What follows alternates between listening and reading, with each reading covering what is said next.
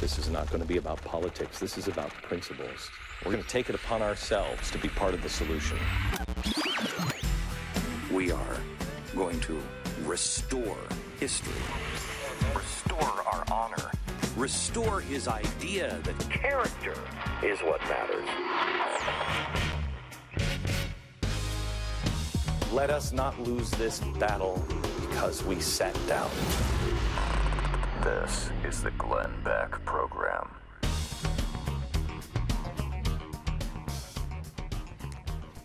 Well, hello, America, and welcome to the Glenn Beck Program and GBTV. Michelle Obama, this one is for you. 2 new studies are out about food deserts. Oh, about the food desert.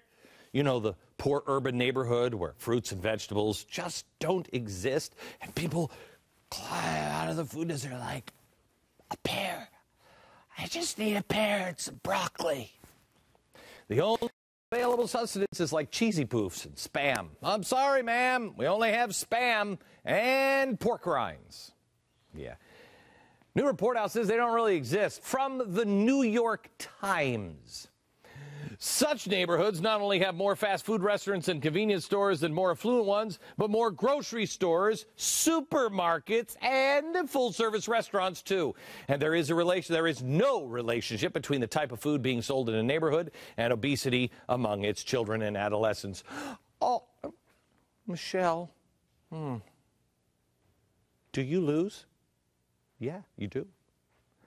So stop taking the toys out of the Happy Meals and shoving carrots down our throats. Instead of French fries, who's got some broccoli? I just got out of the food desert. I just need broccoli and a Brussels sprout. Turns out the only reason people are fatsos is because we eat too much. Back in a minute. First, we check the news in New York. With Amy Holmes. Amy, what's happening on the Real News tonight?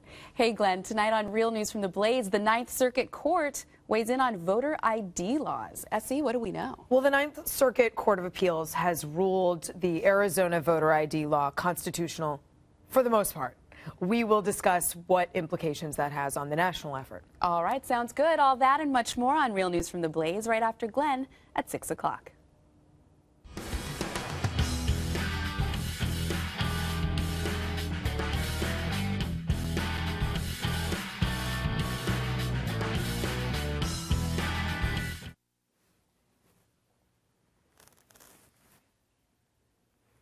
I've wanted to do this for a while. Oh, yeah. Now my elbows. Oh, yeah. Sorry. Hello, America. Welcome to GBTV. With all the things that we have going on in the world now, Secret Service, probably pretty busy, don't you think? And they should be investigating things like, the Black Panthers calling for riots and the murder of white people, the Occupy protesters calling for the destruction of capitalism, Louis Farrakhan predicting that leaders will be killed now by their people in the next few days. We could investigate agents who not only shack up with hookers, but then left the president's schedule out in the open. And now we find out that they may have been doing cocaine in Colombia, too. Hezbollah's getting cozy with Russian state-run TV networks. Julian Assange is there. It's great. They're supposed to investigate major fraud like counterfeiting. Why don't you start counterfeiting with the Fed? Oh, I know. How about Warren Buffett and the corruption that we exposed yesterday on the program with the Keystone Oil Pipeline? Or maybe we could go to government GSA employees who went island hopping on the island hopping trips to Party Like Is Your Birthday. Or the government workers in D.C. who've been double-dipping unemployment cash. Or we could investigate Leon Panetta sending $32,000 in taxpayer money just for flying home. Don't worry, he feels bad. He's reimbursing the taxpayers. He spent $860,000, to travel back and forth, and he's going to write us a check for $17,000. It's the new math. It's Obama math. Any of these would be worth looking into, spending a little time on. But here is the priority this time. Yes, today we have to investigate and use all of our media time to dissect Ted Nugent.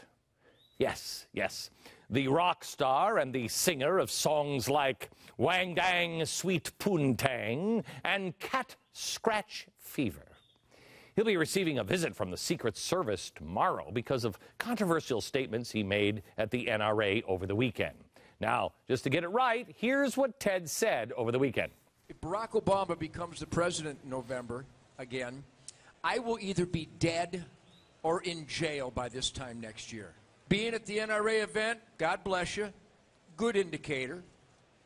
But if you can't go home and get everybody in your lives to clean house in this vile, evil, America-hating administration, I don't even know what you're made out of. If you can't galvanize and promote and recruit people to vote for Mitt Romney, we're done. We'll be a suburb of Indonesia next year. Our president and attorney general, our vice president, Hillary Clinton, they're criminals. They're criminals. And if you take that adamant, we the people defiance, remember we're Americans because we defied the king. We didn't negotiate and compromise with the king. We defied the emperors. We are patriots. We are Braveheart. We need to ride into that battlefield and chop their heads off in November. Any questions? I have one. I was going to be going to vote at the polling booth. When is the chopping of the heads part come? Because is that before I go to vote or after? Because if it's before, then maybe I shouldn't go and vote. And do you have an axe I can borrow? Oh, what field are we? Do I have to bring my own horse? You morons! Oh, the press is so infuriating. Now, I understand the Secret Service has to take any threat or even a perceived threat to the president's life seriously. I get it.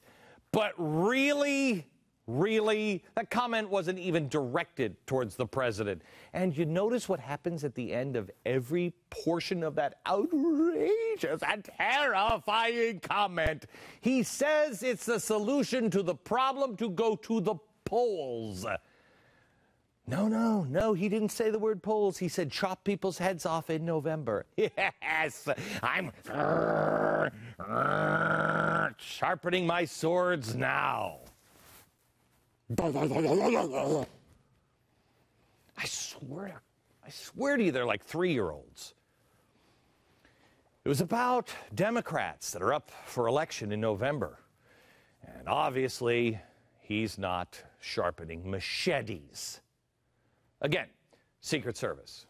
Are you talking to the Occupy people? I mean, I know you questioned the 13-year-old kid over a harmless Facebook post, but did you talk to these crazy kids?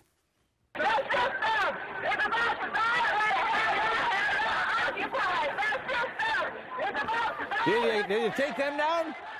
Did you make sure you met with them? No. No one took Obama seriously, nor should they have, when he threatened the Jonas Brothers with a Predator drone attack. Watch this. I'm so afraid for the Jonas Brothers. Jonas Brothers are here. Mm-hmm.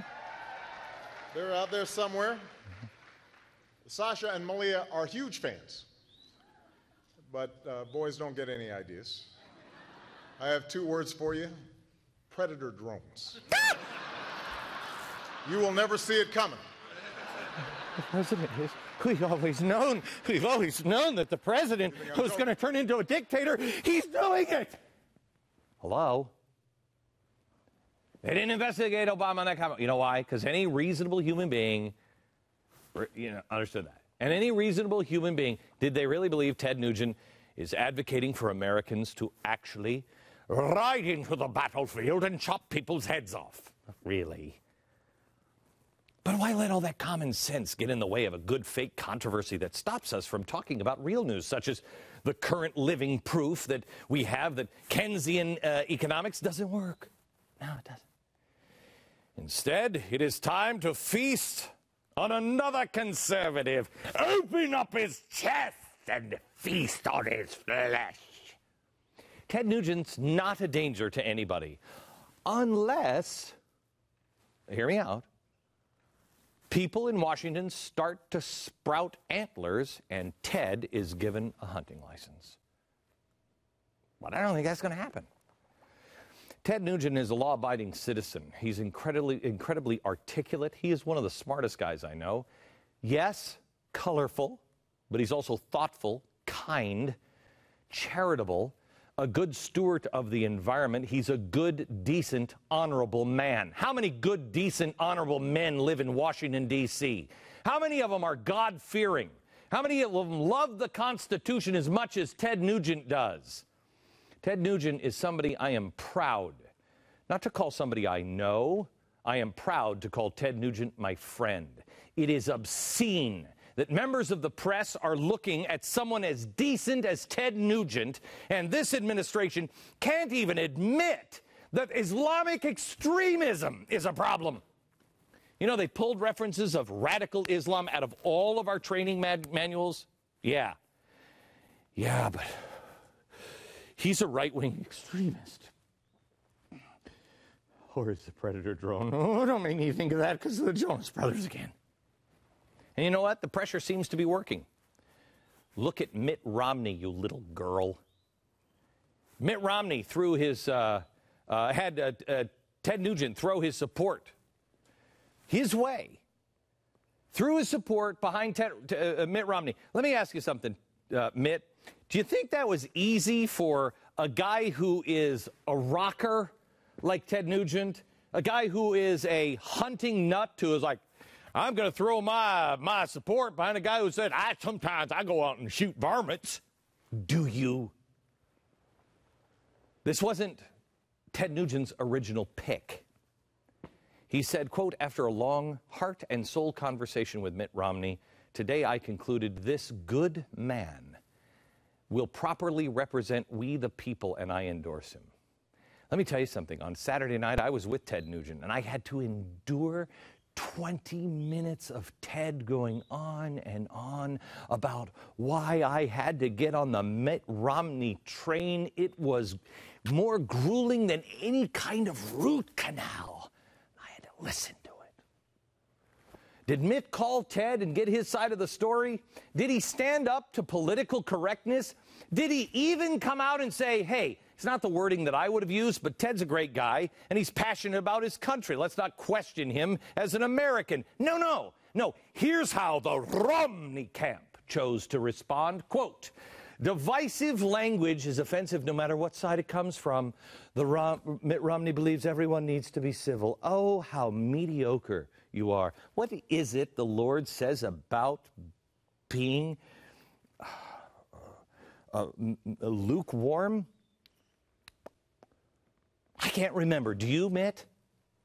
Then earlier today, Andrea Mitchell claimed Romney never sought the endorsement. Oh, really? Last night, the Romney campaign told NBC News that contrary to Nugent's claims, they never solicited his endorsement, although clearly they were pleased about it at the time. Gee, Mitt, that sounds almost kind of a little bit, I don't know, Weasley? Yeah. That's so weird, because that's the one thing that I don't think we need more of. Weasels. See, America doesn't need another weasel. We have them. We want somebody with something you politicians haven't seen in a while. It's called a spine. Someone who isn't afraid to say what they believe. Someone who actually says what they mean and means what they say. We don't need another wuss, another weasel that'll cave into every kind of pressure group. Oh, I don't know, that might hurt on poll numbers. We need somebody, frankly, like Ted Nugent. I'm sorry, I'm a little passionate about this one. My staff this morning wanted to put me in a timeout box because, this particular topic kind of hits home. Because there are very few people that I know that have actually gone to the gates of hell and then to the mountaintop and back. Marcus Luttrell, guy who was tortured. He's an amazing man. He knows. Anybody who says, I'll never break under torture, really? You're a liar or you're stupid. You'll break immediately. Anybody who doesn't take it seriously, oh, it'll never happen to me, I'll tell you that. When they come knocking down on my door threatening me, I'll tell you what. Really? You tell me what? What? Tell me. when they threaten you with a felony for some dumb violation on water or whatever the hell they make up. Oh, you're using too much water on your lawn. And they say they'll smear your name. They'll destroy your business. They'll put you in prison. They'll threaten your life, the lives of your kids. Though they could do it, they do. It's happened to a few people I know. Very few people I know who have seen this have remained standing. I began writing in books for people that I sign. Remain on your knees to remain standing. It's the only way. And there's a few people that have done it in my book that I have seen. Marcus Luttrell and his brother are one, or actually two, but you can't tell them apart. David Barton, Alveda King, and Ted Nugent. People on all sides are hammering this man today. Don Imus said that he should go to jail. Look at this. Somebody like Ted Nugent should be put in jail forever. It's repugnant, repulsive. The comments about President Obama, yep. If you don't like the president, don't vote for him. Vote for Romney. But other than that, I mean, come on. Don, you're a friend of mine. Did you forget your senile pills? Did you? Are you taking penile pills? And maybe you're growing into a giant. I'm sorry, that's a different story. Are you kidding me, Don? Of all people who should know better, you've been smeared. You've been driven out of business. You have so much in common with Ted. You've been to a ranch. Ted's been to a ranch. You've been maligned as a monster when you, Don Imus, are anything but a monster. Although, Don, you are starting to look, I mean, really a little tuck and...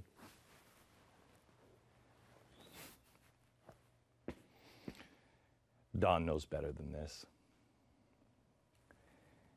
When I was at the NRA this weekend, Nugent was there on Saturday. He'd been there for a couple of days, I guess. It's a place where real Americans hang out, and then Glenn Beck is here. I signed some books, and I shook some hands, and every hand I shook, the guys, their hands were like sandpaper. And I know they walked away from me going, something wrong with that guy. His hands are too damn soft. These are hard-working Americans. A lot of them are military. In a story I never intended on telling, but I'm going to tonight because what is happening to my friend. I was given the opportunity to do something I didn't really want to do. This sounds horrible, but you'll understand when I tell you. I met the wives of the Navy SEALs that were killed in action. I told Ted where I was going. He said, let me come with you. He was held up, and I walked into the room. And I stood in this room with these 10 women. I held one of their babies. I talked to one of their 5 and I think 8-year-old son. I looked at the Triton that they were all wearing around their neck, and quite honestly, I didn't even know what to say to them. And I stood there so awkwardly and so like a dope. And then Ted walked in. And he was everything that I wish I could have been. He smiled, he joked, he gave them hope, he laughed with them. He had a tight circle of he and his wife and these wives of these Navy SEAL heroes, the families, the hero families all around him. And I watched him for a while, and I listened. And I faded into the background, basking in the glow of a good man who knew how to make people feel better. A few minutes later, I left with Ted to get ready for my keynote speech, and Larry, the cable guy, was on stage. And I sat down in the green room with Ted, and I didn't know it, but in a few minutes he was going to start lecturing me on Mitt Romney and what a great guy he is. But I said at first, I said, that was an amazing moment. Ted was happy and joyous with the women. But it was when he sat down in the chair, that's when he began to well up and tears run down his cheeks. He loves and respects these people and honors their sacrifice. We talked about Chris Campbell. He's a Navy SEAL, petty officer, first class, 36 years old. He was married, had a 15-year-old daughter. He was described as fervently patriotic, devoted to his family. He had a passion for helping people. He died when his helicopter was shot down over eastern Afghanistan in August of last year. Killed him and 29 other American troops. Do you remember this? Campbell had actually written in his will that if he were ever killed in action, he wanted Ted Nugent to play at his funeral. Ted told me he found out about it. Ted dropped absolutely everything. He was out on tour. He dropped out of everything. He arranged a jet so he could get there, so he could honor this SEAL's dying wish. But just before he boarded the plane, he got a phone call from someone high up in the Pentagon, in the military, that said, I don't know how to tell you this, but someone very high up, Ted, would like to make it clear you're no longer welcome at the funeral. Now, who could that have? Who could have called that one in? Who had the nerve and the balls and the power to disrespect the final wish of a fallen Navy SEAL? Ted respected that and didn't go. Seems like a lot of that kind of crap is going around. Another story to smear our troops. Photos of released troops posing with dead Afghani suicide bombers. This is what's broke today. Oh, shucks, boy, I feel so bad for those suicide bombers. Oh, no, wait, no, I don't. No. Why do the feelings of dead terrorists take precedence over our men and women in the armed forces? Ted has some land in Michigan. Saturday afternoon, he was telling me about how he was forced to kill his feral pigs. Look up the definition of feral. That's wild, just roaming loose. These are pigs he raised. He had to kill them all because the government told him to. That's his private property. Who the hell are you? Why is he raising them? Because he takes extremely sick children, again, sort of like Make-A-Wish, who want to hunt, and he releases one on the land, and they go to hunt with Uncle Ted. He takes soldiers and vets and other people in need. He auctions these hunts off for charity as well. So now the government has once again picked the pocket of American charities. Well, good for you. And this is the guy the Secret Service is really worried about. Really.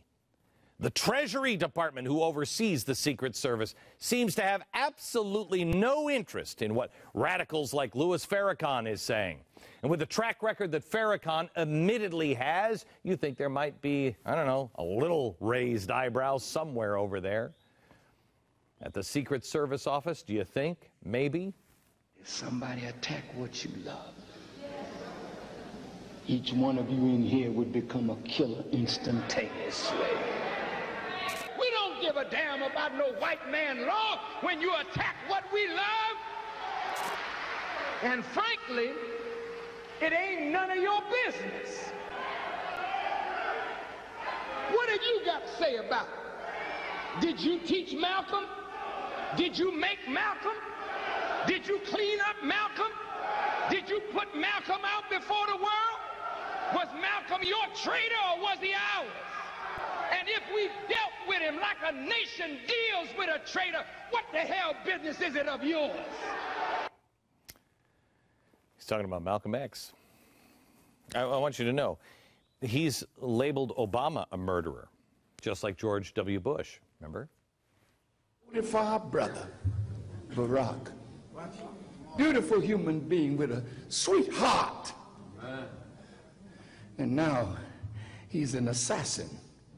You talk about a man killing his own people when you lie to the American people saying that Saddam Hussein had weapons of mass destruction. When you lie and then take innocent young men who come to serve their country and send them to die in Iraq, in Afghanistan, over lies. That's a murderer in the White House. Who will say it? I will. Just this week, he also said that leaders who sold out would shortly be killed. You want to be leaders, right? You sure? You sure? You better check yourself. Because leadership is nothing to play with. Because people tomorrow, maybe in a few days, are going to kill their leaders who've been selling them out.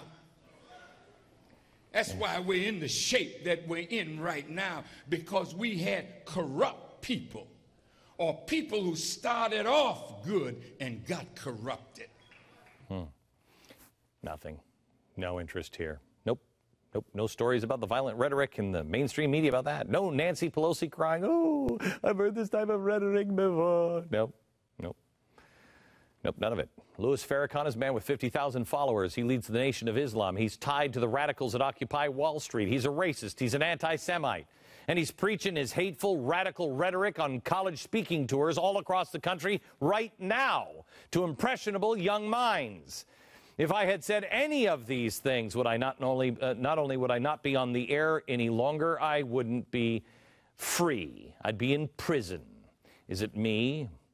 Or is this absolutely insanely obvious potential threat that would at least warrant a visit, knock on the door by Secret Service? Nope, nope, nope, nope, nope.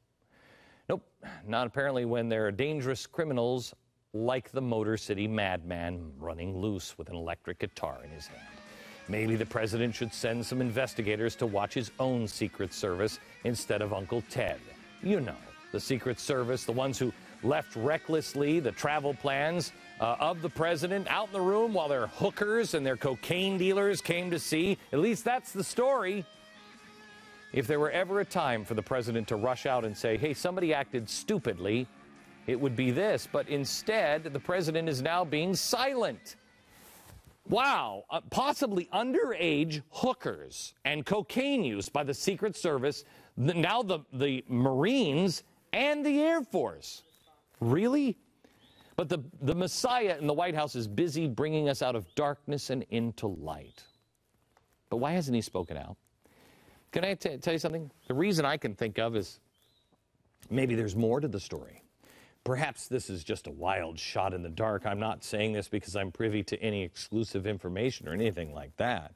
But is it possible? Is it possible there are more people involved in Hookergate? Possible? Anybody in the White House? Are they covering anything up? How come nobody is asked?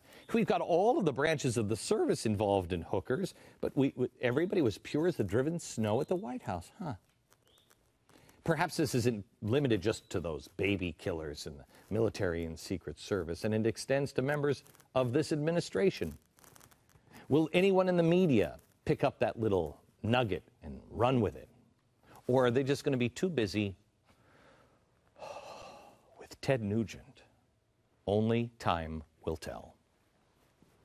I was born in Detroit town, heart and soul of America. I have seen her ups and downs, mostly down with Obama, but I still believe. I believe in America. I believe. I still believe. I believe in America. I believe he still believes. He believes in America. I believe he still believes. I believe in America. I believe. I still believe. I believe in America. I believe. I still believe. I believe in America. I believe. I still believe. I believe in America. I believe. All right, I can't bring firearms into the studio yet.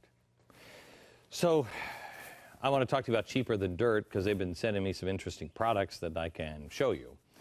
I guess you're just going to have to draw a picture of guns at home and then look up at this here. I'm just going to open this up. This is a M16 muzzle. I use it as a spyglass, I does. See, I didn't grow up with guns in my house, and until 5 years ago, I didn't even have them in my house. It was a major decision.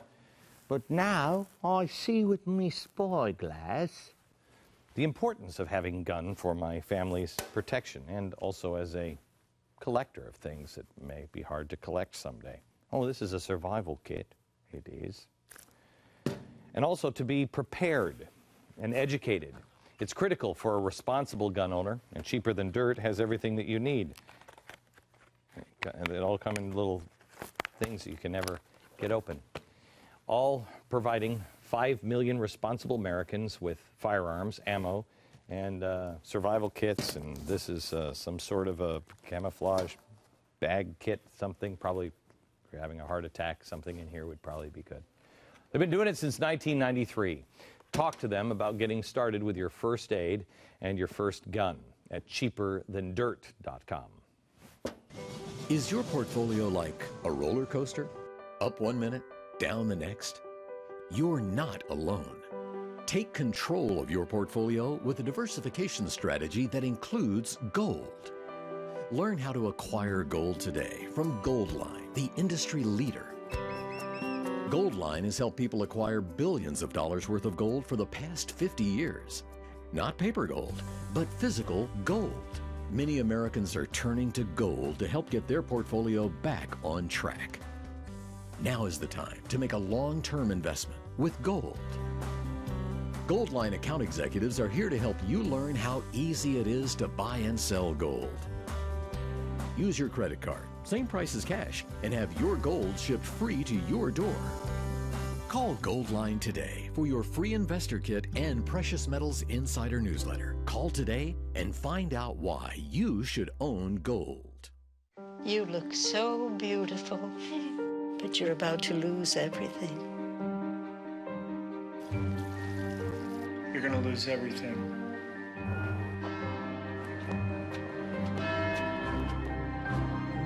Dearly beloved, we are gathered here. You're gonna lose your files.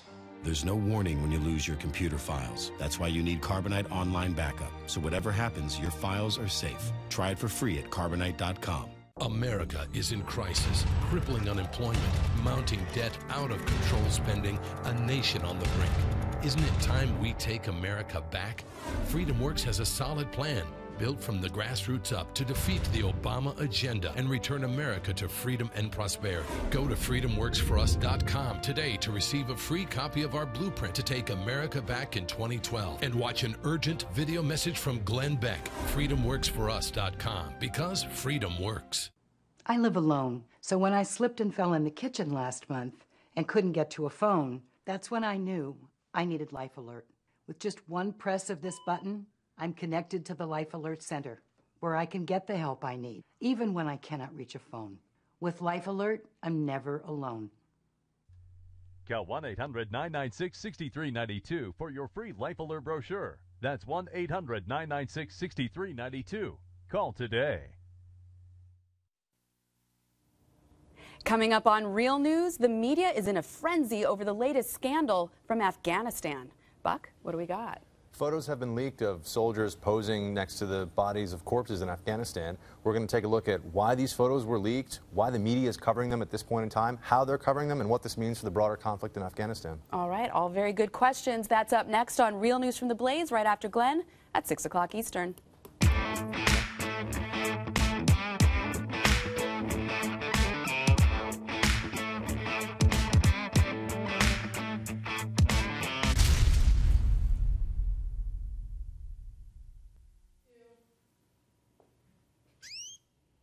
I don't know if you've met my friends, Cloward and Piven, but see, look how fast they're breathing. They're a little freaked out because Friday is the show on cold, and canaries don't like coal.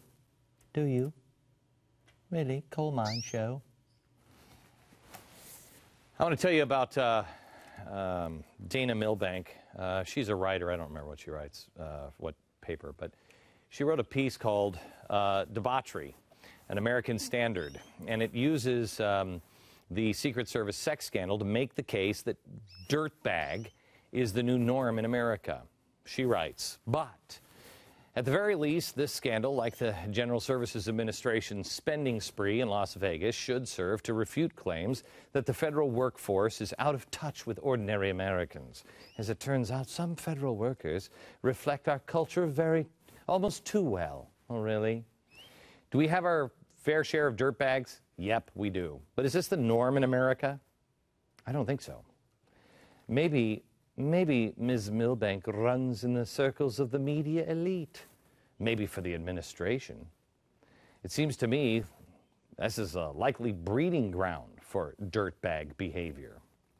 Look no further than the GSA, which dropped $823,000 on a conference in Las Vegas for 300 of its most valuable employees.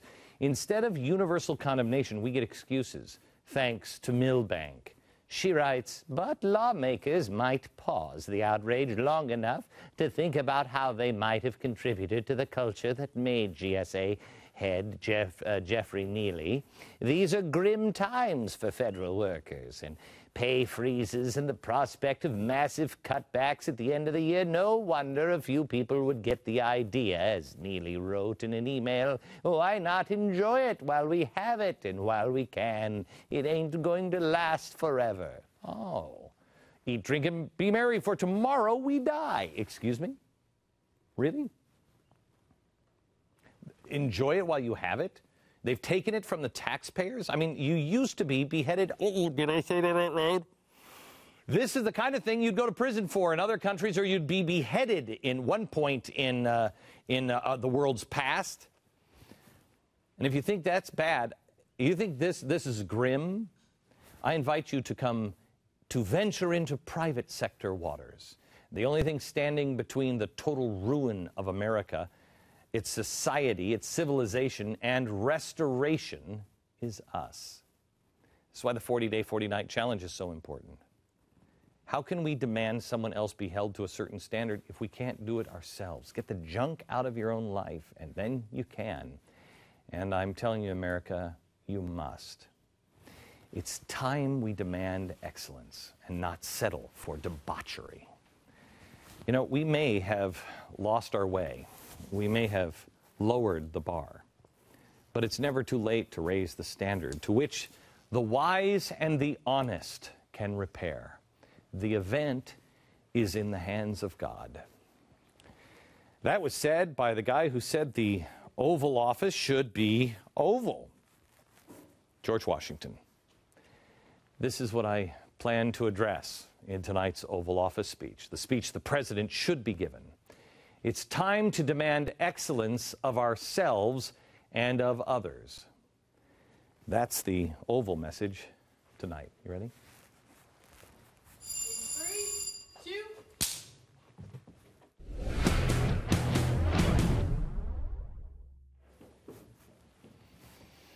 Hello, America. Last time we met, I spoke about how we needed to end our dependence on Washington, D.C. Tonight, I want to talk to you about how we can actually do that, getting Washington out of our lives. It will start when we stop waiting for Washington to solve all of our problems. That will take a major change, a change in our mindset. When our politicians come to us at election time, they promise us they're going to do all these things for us. From now on, we should say, no thanks, we got it. Let us do the work ourselves. Believe it or not, that's going to be the easy part.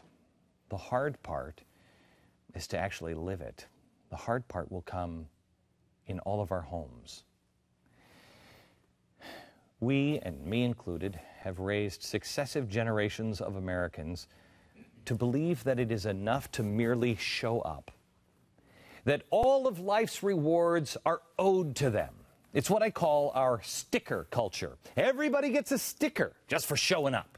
They say, oh, that's good for self-confidence. I say it's good for false confidence. We give out stickers and trophies just for participating in life, not for excellence, not for winning, just for showing up. And so then why are we so surprised when our young adults arrive at the workforce unprepared for criticism, unprepared for challenge, unprepared to learn from mistakes and failure? Why are we shocked when they run from commitment at work or at home or at life? At the first sign of trouble, too many Americans now run. I believe that Americans know this because we see it every day. It's frustrating, and when it comes to the next generation, it's sad. Because we were just trying to do the right thing, and it's become our fault. We've created a generation that is lost now to self-indulgence. But I believe that Americans still appreciate true excellence, and they want to reward it and be rewarded for it. We see it in music, in sports, in technology. The best and the brightest, the hardest working, still reap the largest rewards, and that's how it should be. That's how America wants it, and that's how it should be everywhere in life. Because if we don't reward excellence, if we don't expect excellence, we will never get it. Excellence isn't just inventing the latest new software app or catching the winning touchdown. Excellence is doing a job well. Excellence is lifting somebody else up and helping them achieve a life of dignity. Excellence is taking care of the problems that one faces without complaint, without self-pity. And excellence is everywhere. It's everywhere around us. We just need to see it again and start to recognize it and reward it. And we have to start in our own homes. And we have to start by teaching our own children that they alone command their fate in life. That if they want something in life, they have to work for it. If they want accomplishment, they must accomplish something. You don't just show up. You don't just arrive and be great. We have to teach our children that if they are upset about injustice or poverty or pain, that they must do something about it. Not to wait for others, not to expect someone in Washington, D.C. just to fix the problems. God did not make mankind the way he did, to be passive. He didn't make us. He gave us 2 hands and 2 legs, a heart, a brain, a soul. He created us this way so we would take action in our own lives, not so others could act upon us, but to act. So today, let us mutually pledge to each other that we are going to look within for the solutions that we need. The next time you hear somebody says to you, well, where are all the leaders? Where are they? You go out and you get a mirror and you bring it in and you hold it up to them and say, there is your leader. We must command our own fate.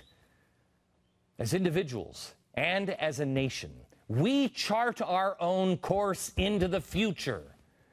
And America, it is a bright future if we only expect, demand, and reward excellence first from ourselves. Thank you. And may God keep the Republic.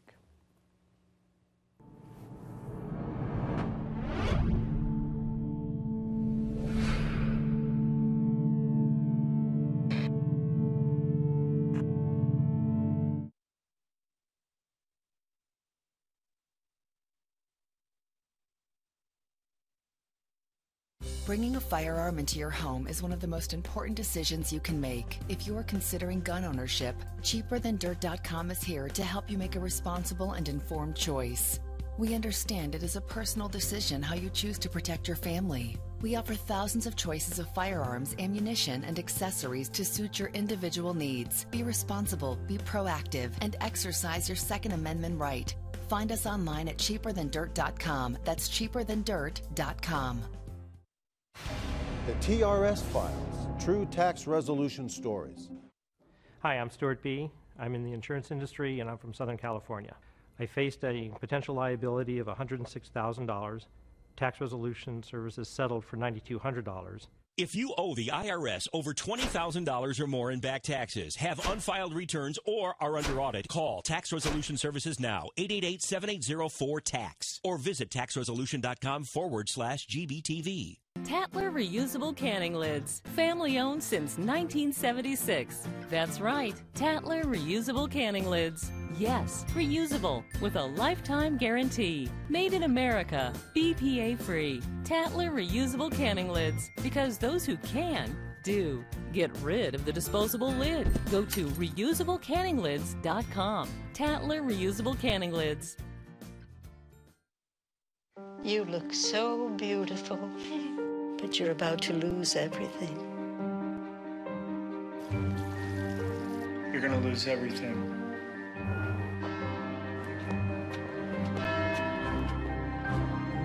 Dearly beloved, we are gathered here. You're gonna lose your files. There's no warning when you lose your computer files. That's why you need Carbonite Online Backup. So whatever happens, your files are safe. Try it for free at Carbonite.com. Are you a military retiree affected by the loss of employment or layoffs? Do you have TRICARE? Instead of paying the high cost of COBRA, use your TRICARE with our supplement. Don't save hundreds, save thousands with our low $60 a month premium. You can go to most any doctor or hospital without the need of referral and leave it to them to file your claims. With a yearly deductible of only $250, how can you go wrong? For all of your TRICARE and CHAMP VA needs, go to TRICAREUS.com. I want to introduce you to a friend of mine, and full disclosure, he is a friend of mine, and he's a guy that honestly I tried to hire for Mercury, and I think he was going to take the job, and then he heard a higher calling. His name is Chris Stewart. He's a Republican, need I say more, running for Congress in Utah's 2nd Congressional District. He is one of the guys I believe will bring honor and dignity back to Congress. Chris, thank you for coming in. Thank you. I know Saturday is a big day for you. Yeah. In Utah, they're holding, what is it, the caucus now? The convention. The Saturday's the convention. Okay. Yeah. And so this is to decide if you're even going to go and... Yeah, right now in my district, there's 11 candidates, and they'll narrow it down to hopefully one. Okay. We're hoping for that. If you get 60%, you're the nominee, and if not, then the top two. Okay. I just did a piece on excellence. Yeah. And demanding excellence from yourself. What does it mean to you?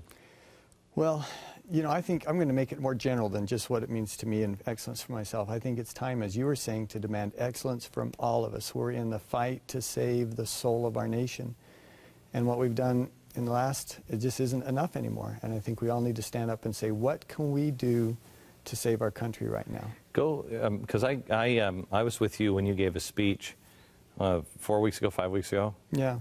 Whew. When it comes to politicians, you suck at it, because your background is not any of that. Tell me your background. Well, that's the nicest thing you've said to me, Glenn, I know so it is. I know it is.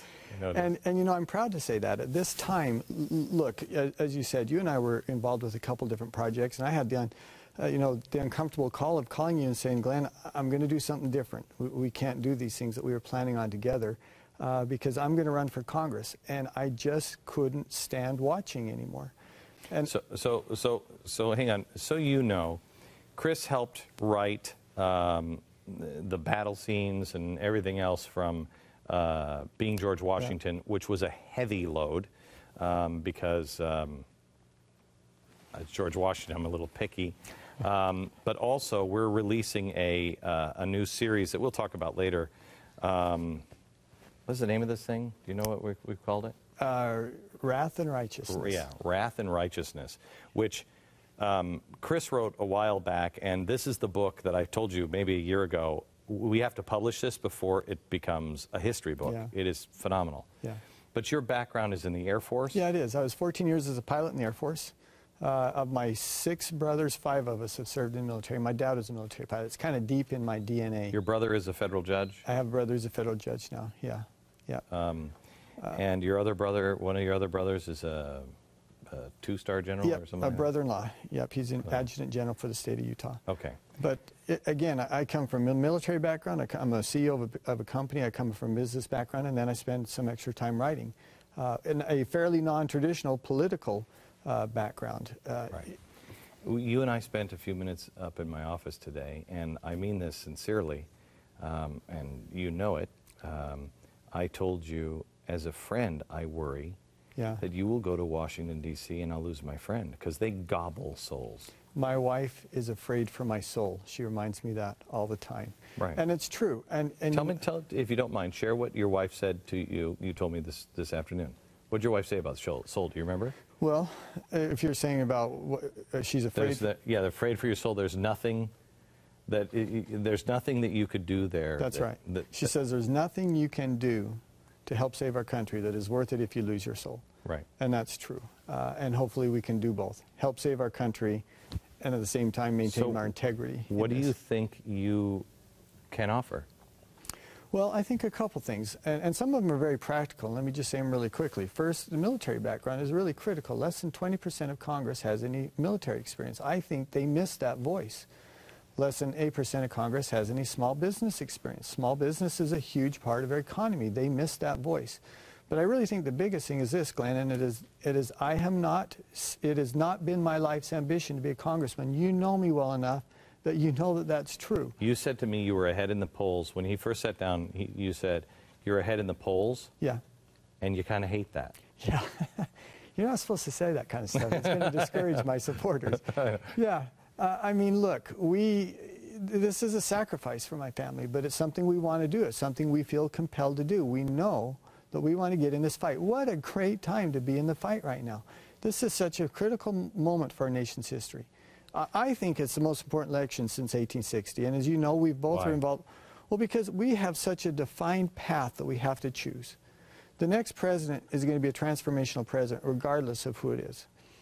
And once we head down this path, they don't come back together again. And I just think this is such an important moment. And again, what a great. They don't come together. What do you? I don't think most Americans understand that life in America as we know it it changes now. Yeah. What do you mean it doesn't get back together? What does that mean? Well, look, you go back 3 years now from when President Obama was campaigning, and to some people he presented himself as a fairly moderate Democrat. Some of his policies, I think, where he was seeking for some middle ground. Look, we know that's not true now. We know what he represents. We know what Democrats, the leadership in Congress, represent. And we know the alternative to that. And they're very clear, and they're diverging paths. And once we go down this, look, if we go down this 4 more years, I truly believe our nation is never the same again. We don't step back from that. It's a different country 4 years from now if we re-elect President Obama. And it will be a very different country if we elect candidate Romney. And of course, that's what we're hoping to do. You think you could hold his feet to the fire? I don't think I can, but I hope the American people can.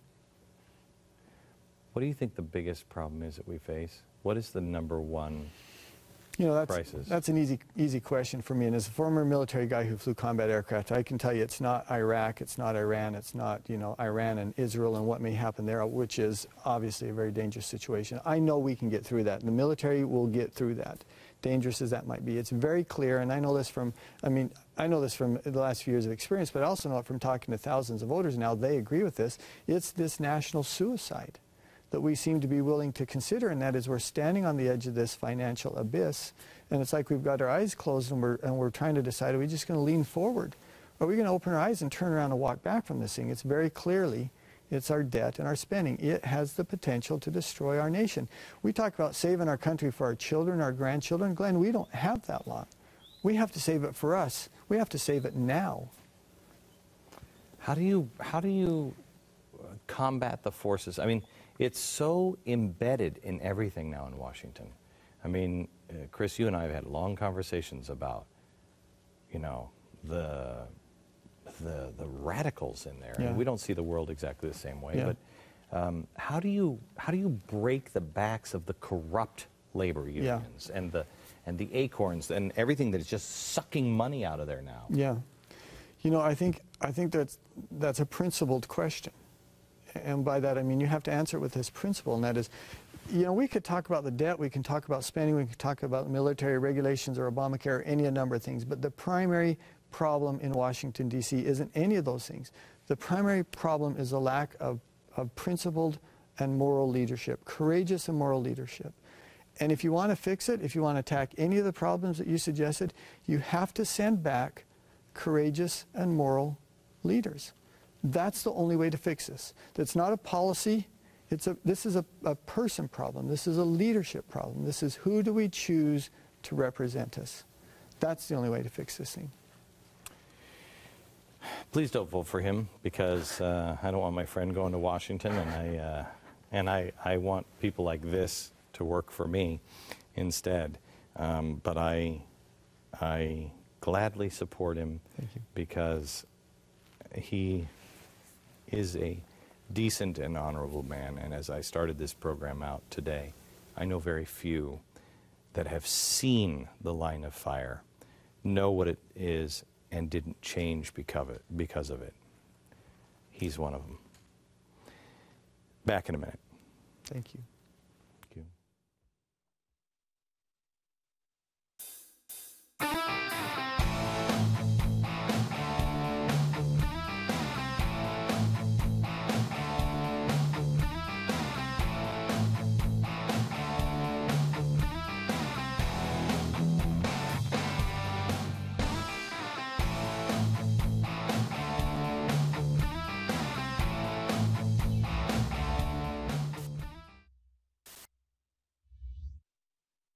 Every time I have a politician on, and Chris isn't one, so I didn't bring it out, but every time I have one on, I feel like strapping them in this, and asking them all kinds of questions. Oh, we have questions for you, yeah.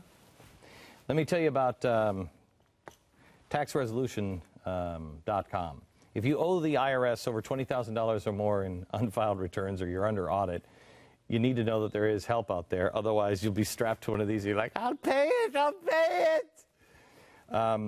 People need to know that even if your situation is disastrous, the IRS can be dealt with. And there are good people that go through bad circumstances. And these people at the taxresolutionservices.com can help you.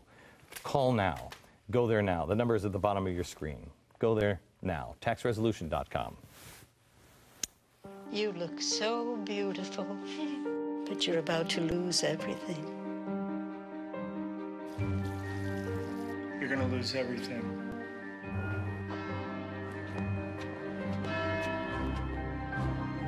Dearly beloved, we are gathered here.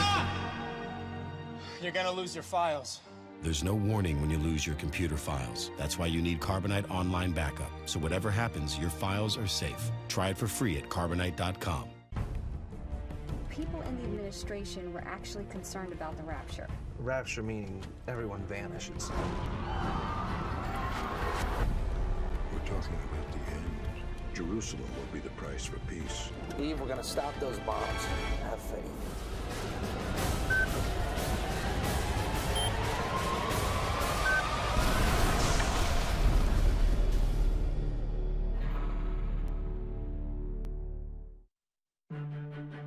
By age 5, I could drain a three-pointer. By 8, I could outplay opponents twice my size. By 10, I knew someday I would make the pros. Focus, dedication, determination. These are the things that have prepared me for today. But for what tomorrow might bring, I prepared with Food Insurance Emergency Food Supply. It gives me the confidence to face any opposition. Order today at foodinsurance.com. It's now possible to have emergency backup electricity when you lose your power. Introducing solar generators from Solutions from Science. These emergency backup systems provide life-saving electrical power when you need it most. Unlike gas generators, a solar generator runs quietly, emits no fumes, and produces electricity from the sun. It's like running an electric power plant in your own home. Thunderstorms, brownouts, blackouts, you'll never have to suffer through painful power outages again. Visit mysolarbackup.com today for more information. That's mysolarbackup.com, mysolarbackup.com. I live alone, so when I slipped and fell in the kitchen last month and couldn't get to a phone, that's when I knew I needed Life Alert. With just one press of this button, I'm connected to the Life Alert Center, where I can get the help I need, even when I cannot reach a phone. With Life Alert, I'm never alone. Call 1-800-996-6392 for your free Life Alert brochure. That's 1-800-996-6392. Call today. Make sure you send and share with all of your friends tonight's episode of The Oval. Go to glennbeck.com and watch the full Oval speech. From Dallas, good night, America.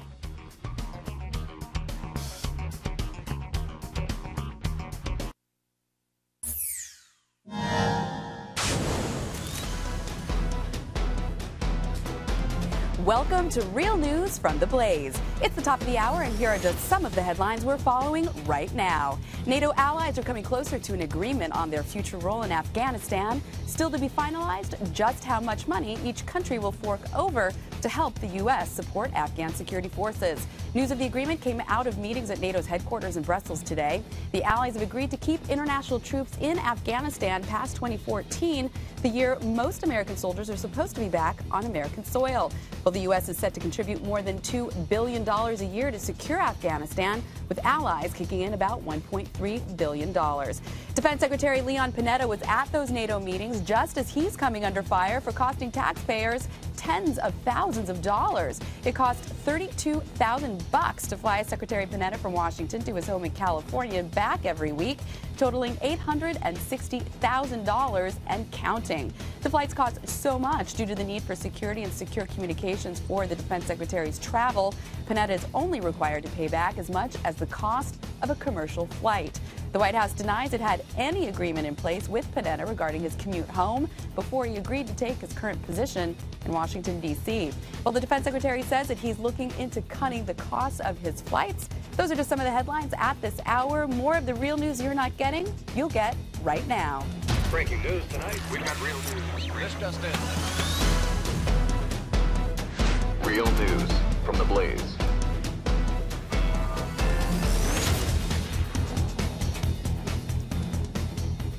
Well, the mainstream media has sunk to new lows today as its election coverage has been reduced to dueling dog stories. While debating the significance of a dog on the roof of Mitt Romney's car versus a dog on young Barack Obama's dinner plate might be amusing, we'd like to talk about a story that reveals even more about the media itself. Today, the Los Angeles Times published 2 photos that allegedly show American troops posing with the remains of suicide bombers in Afghanistan. According to the Times, the images were a small but representative selection of 18 photographs submitted by a still anonymous member of the United States Army. LA Times editor David Muharraj, he defended the paper's decision to publish the photos, saying in part the story would, quote, fulfill our obligation to readers to report vigorously and impartially on all aspects of the American mission in Afghanistan, including the allegation that the images reflect a breakdown in unit discipline that was endangering U.S. troops.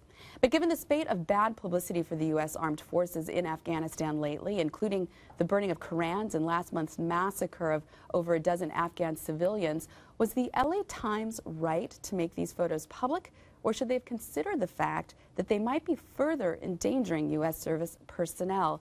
Buck, I'd love to know your thoughts on this story, and frankly, when I look at these photos, I'm not really sure what they're depicting. Individuals committing individual acts or a culture within the United States Army that seems to tolerate perhaps this kind of behavior. I just don't know. Well, I would assert to the table, and people could disagree with this if they choose to, but I don't think anybody will. Which is that this is, one thing is that we should not rush to judgment on these issues. I don't think any of us should be judging necessarily. We don't know what happened. UCMJ, Uniform Code of Military Justice, is in place specifically to handle these sorts of things. The allegations so far are not of a death squad. We don't exactly know what happened with these troops. And I would also say that this is clearly, and the Pentagon has said this, and I agree with them, this is clearly not representative at all. So I wanted to cast those aside for now.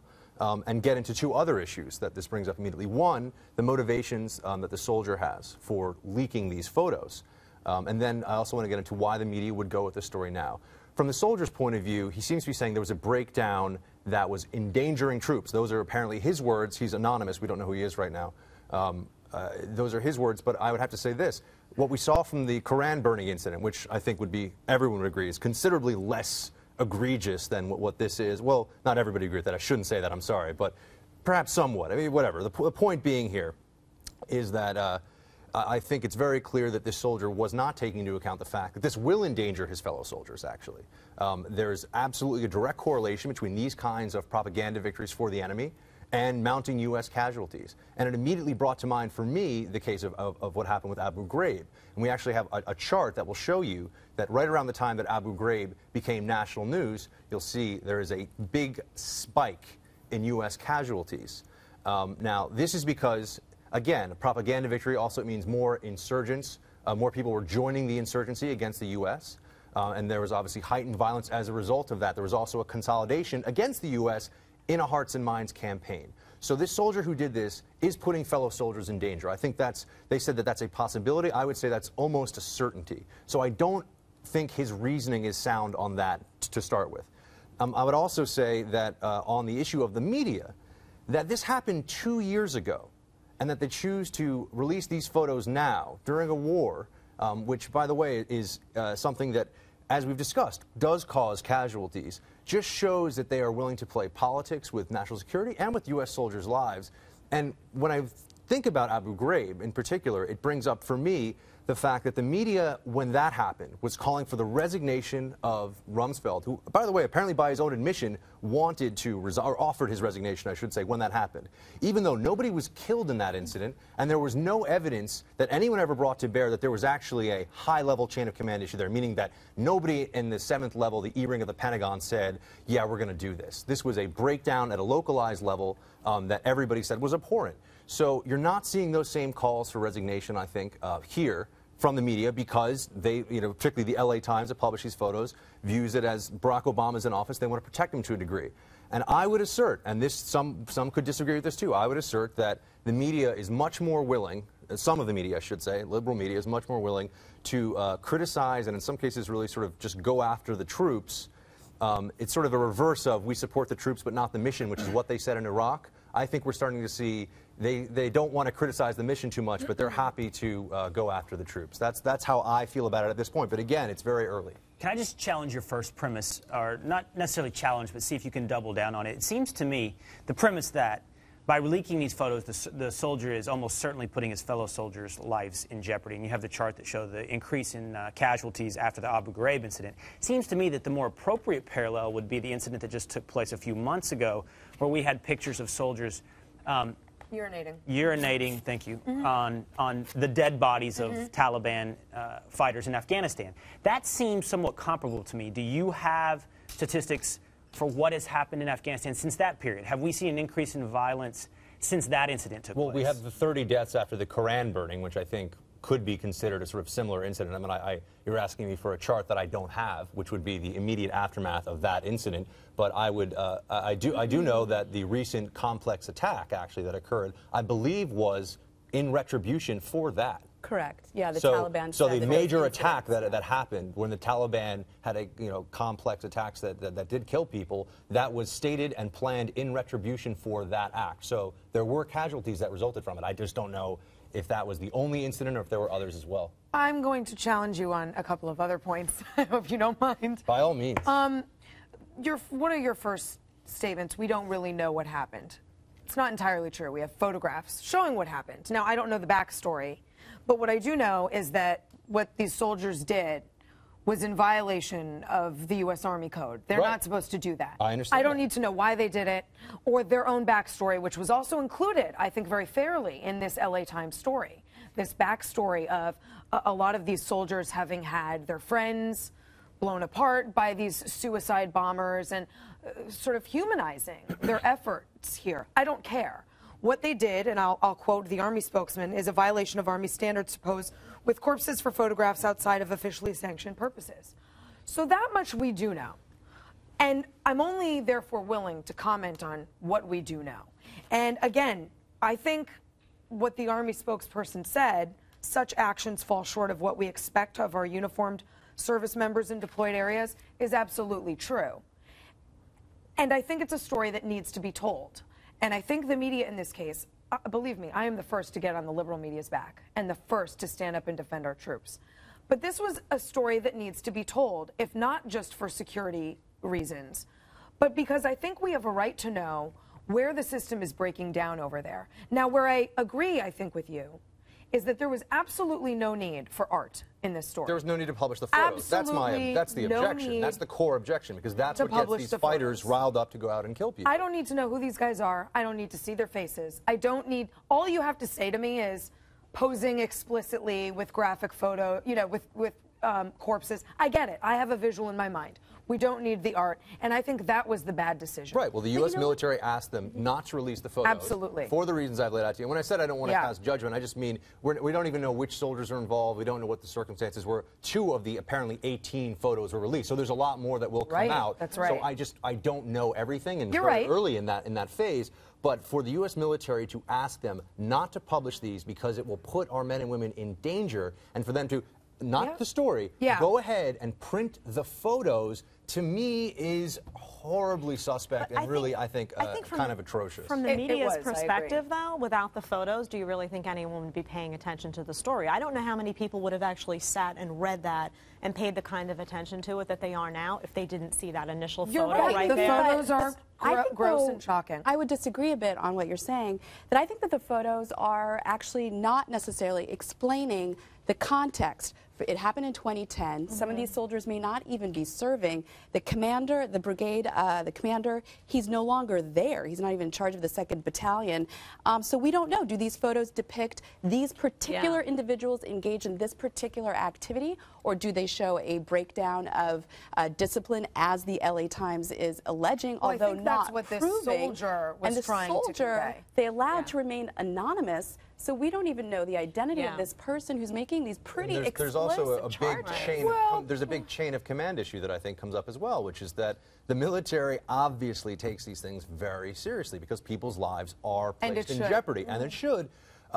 It doesn't, and I could be wrong. I have not seen it anywhere that this soldier tried to get redress from within the chain of command. The LA Times story does not say. Again, we don't know. My sense of it is that probably did not happen because they would take this very seriously, and I think we have no evidence they would not. So to me, again, it goes back to the motives. You're releasing this because you think there was a breakdown in the chain of command, but you are engaged in a break in the chain of command that puts your fellow soldiers in danger. Let me ask you a question, Buck, because when I saw this, I didn't like the handling of it in terms of the photo. I felt that it really took away from the story, and I know a lot of people who read it had a different perception of what had actually happened because they looked at the photo, they didn't realize the time frame, they didn't read the whole context. Unfortunately, people are very lazy when it comes to news, and they don't do the work unless they have to, so I would have loved to have seen it not run with the photo.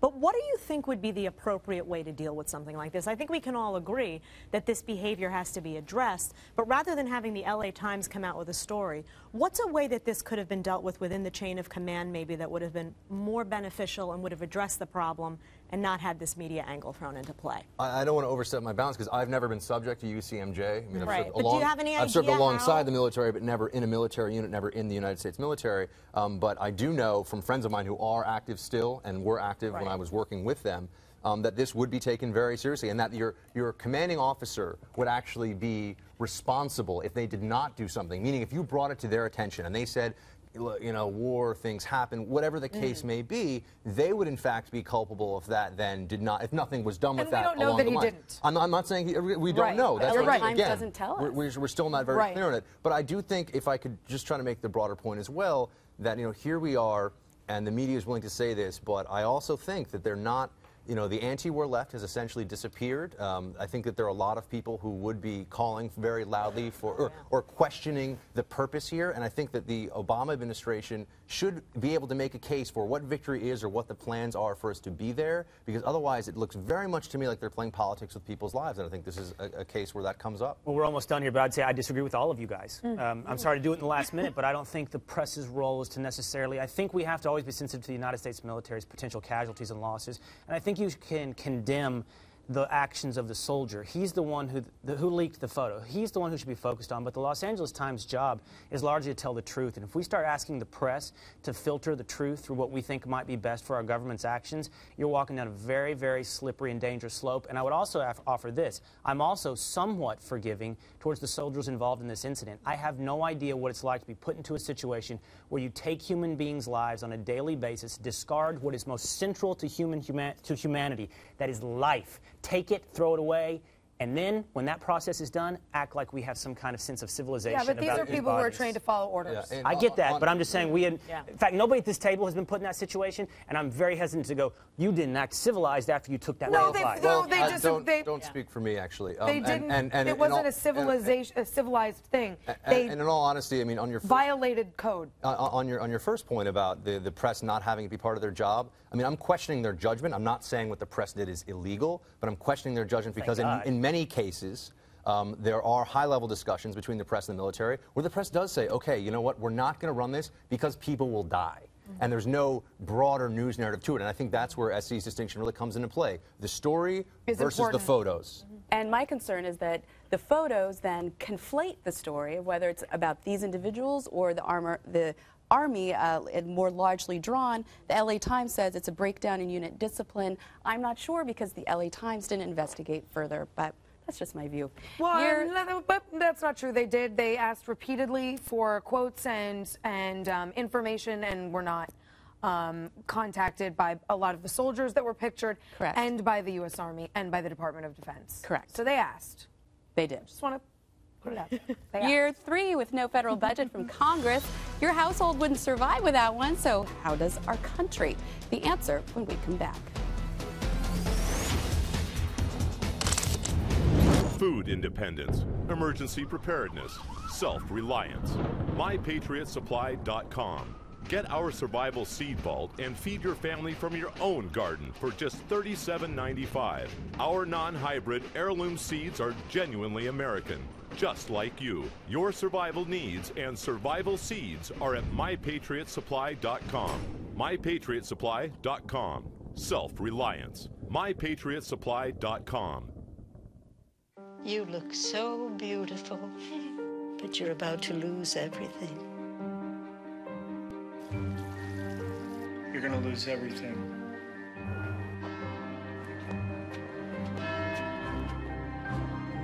Dearly beloved, we are gathered here. You're gonna lose your files. There's no warning when you lose your computer files. That's why you need Carbonite Online Backup. So whatever happens, your files are safe. Try it for free at Carbonite.com.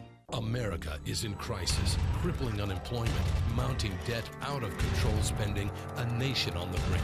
Isn't it time we take America back? FreedomWorks has a solid plan, built from the grassroots up to defeat the Obama agenda and return America to freedom and prosperity. Go to freedomworksforus.com today to receive a free copy of our blueprint to take America back in 2012 and watch an urgent video message from Glenn Beck. freedomworksforus.com, because freedom works. I live alone, so when I slipped and fell in the kitchen last month and couldn't get to a phone, that's when I knew I needed Life Alert. With just one press of this button, I'm connected to the Life Alert Center, where I can get the help I need, even when I cannot reach a phone.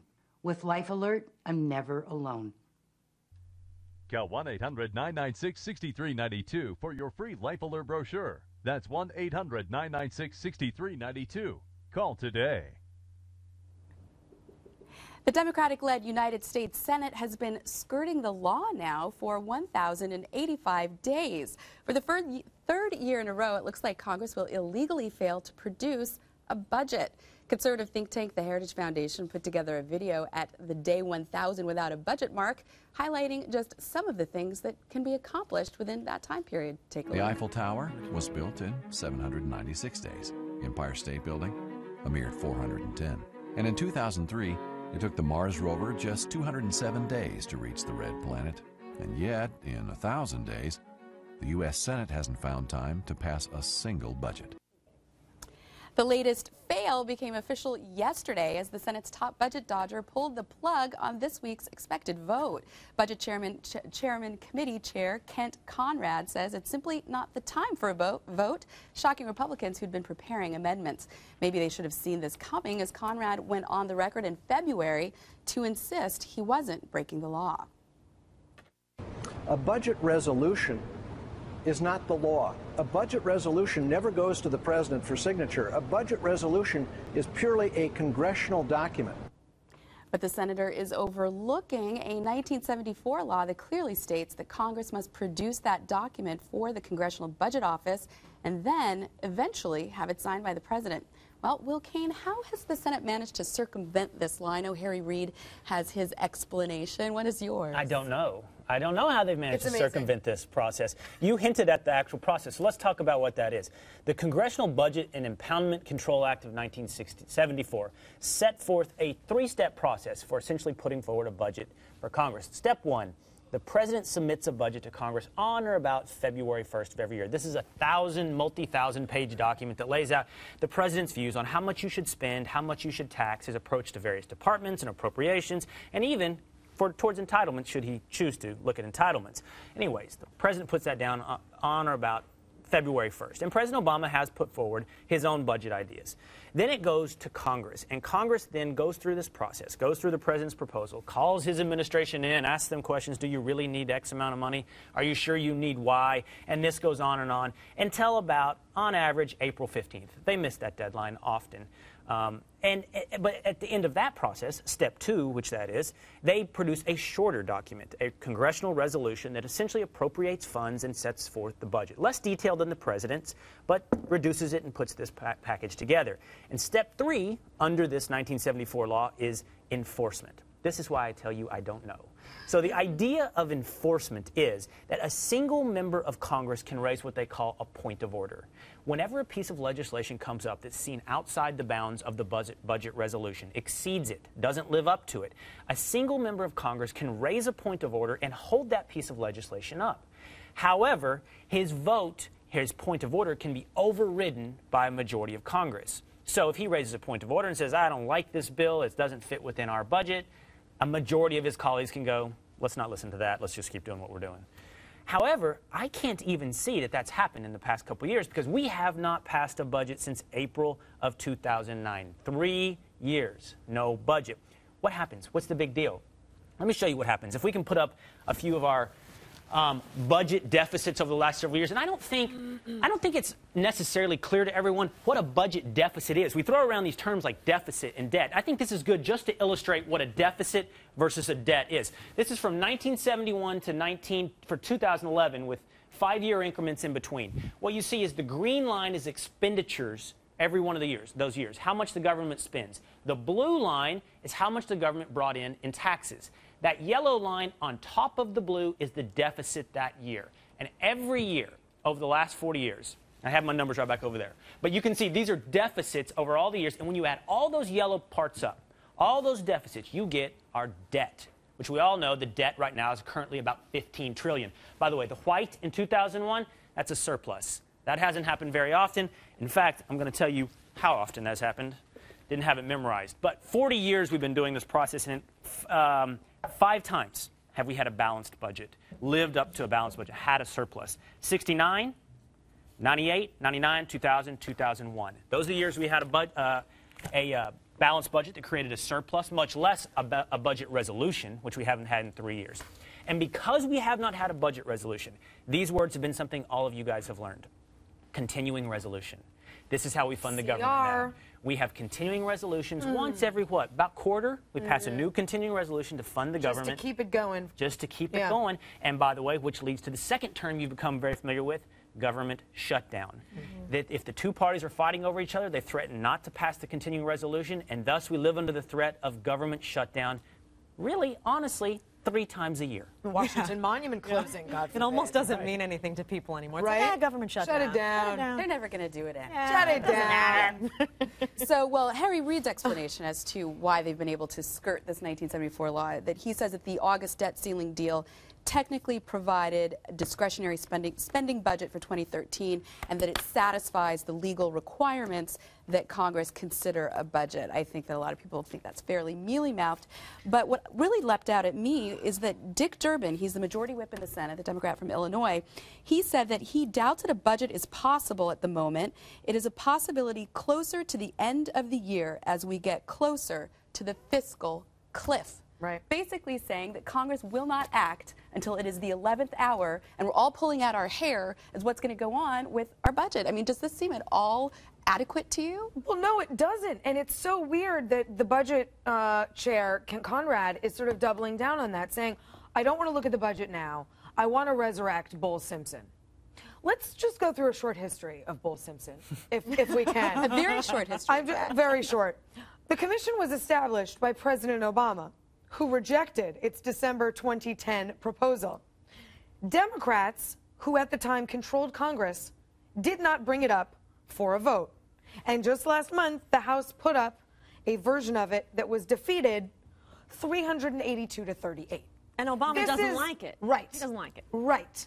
So Kent Conrad sort of reneging on the budget and resurrecting the specter of the Bowles-Simpson piece of legislation that has been so popular that it has been rejected by Democrats, the president, and Republicans now, seems not just like kicking the can down the road, but whiffing at the can entirely.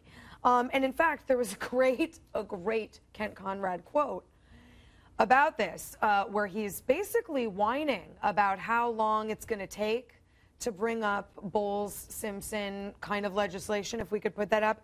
He says, I know this is sort of geeky stuff, but the hard reality is the amount of time it takes to put together these plans is really daunting. This takes weeks and weeks and months of effort. This is your job. It's your job to do this. If you're not doing this, I don't know what else you're doing. And lastly, and my rant is almost over, he also said something amazing, quote, this is the wrong time to vote in the committee on this budget. Erroneous! This is the perfect right time because you, Mr. Conrad, are not up for re-election. You don't have to worry about your legacy.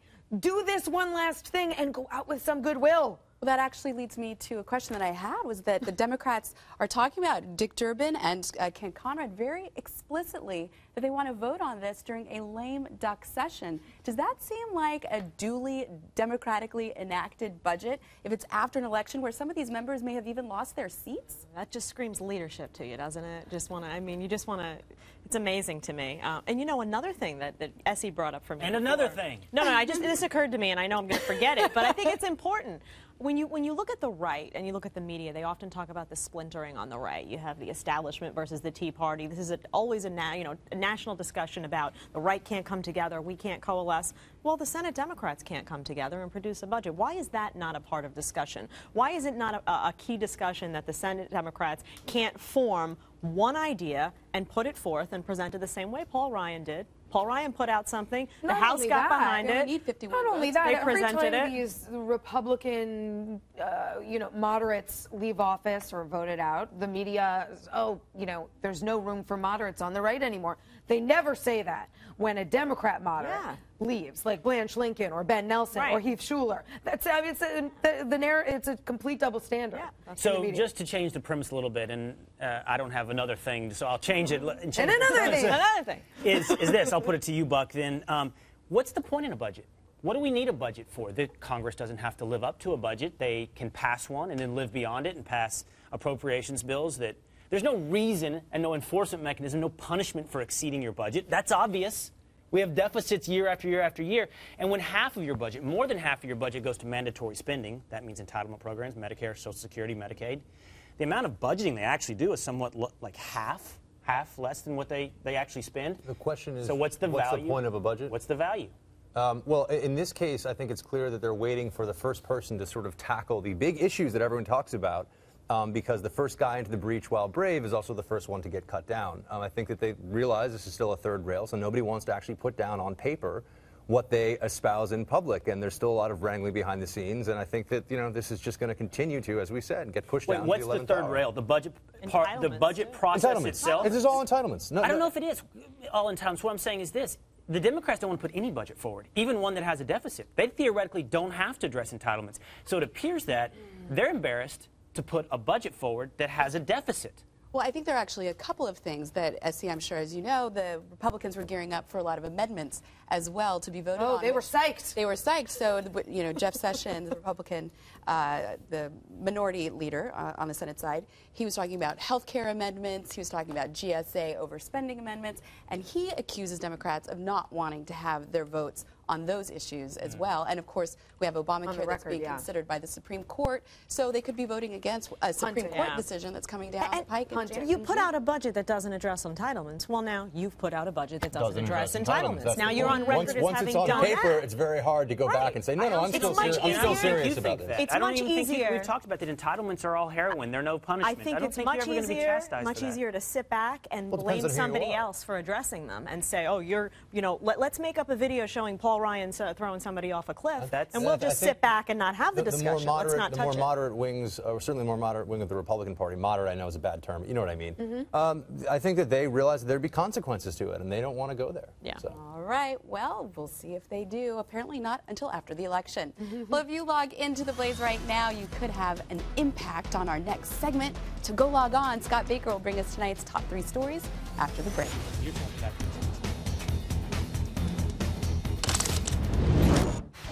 The TRS Files, True Tax Resolution Stories. Hi, I'm Stuart B. I'm in the insurance industry, and I'm from Southern California. I faced a potential liability of $106,000.